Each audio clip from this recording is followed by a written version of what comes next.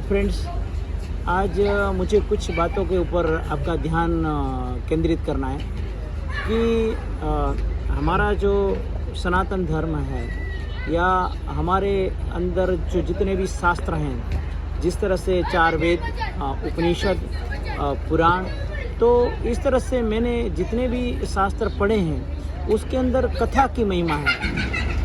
कथा जरूरी है करने का। और उसके अंदर जिस तरह से जो कर्म की बात की हुई है, जिस तरह से धर्म की बात की हुई है, जिस तरह से उसके अंदर बहुत सारे यज्ञों की बात की है, तो ये बहुत ज़रूरी है। यज्ञ ज़रूरी है, कथा ज़रूरी है, और उसके साथ साथ हम लोग को जो जप है, वो जप की भी महिमा है। तो हमको जप और वो सब भी करना चाहिए, लेकिन हम लोग को कभी भी अंधश्रद्धा के अंदर नहीं जाना चाहिए। ये जो अंधश्रद्धा है ना, ये हमारे लिए बहुत ही नुकसान कारक है।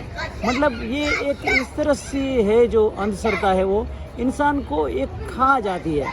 मतलब कितने परिवार, कितनी फैमिली और कितने लोग बर्बाद हो गए अंधश्रद्धा के अंदर।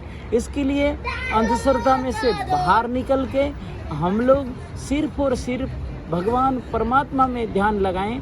कोई अच्छे ब्राह्मणों की कथा सुने, ब्राह्मणों के पास यज्ञ कराएं, अनुष्ठान कराएं, ताकि वो जो यज्ञ और अनुष्ठान करेंगे, कथा करेंगे ब्राह्मण लोग, तो उसके माध्यम से आपको कुछ समझ में आएगा। जिस तरह से रमेश ओझा है, मुरारी बापू है, वो लोग जो भागवत करते हैं, है ना, जिस तरह से भीमसेन शास्त्री है, अजय राजगोरे, अविनाश महाराज है, ऐसे बहुत सारे भागवतकार है, अच्छी अच्छी भागवत कथा करते हैं। तो उसका भागवत कथा का आप पान करो, है ना। सुखदेव जी महाराज क्या कहते हैं, है ना, परीक्षित राजा किस तरह से उसको पूछते हैं।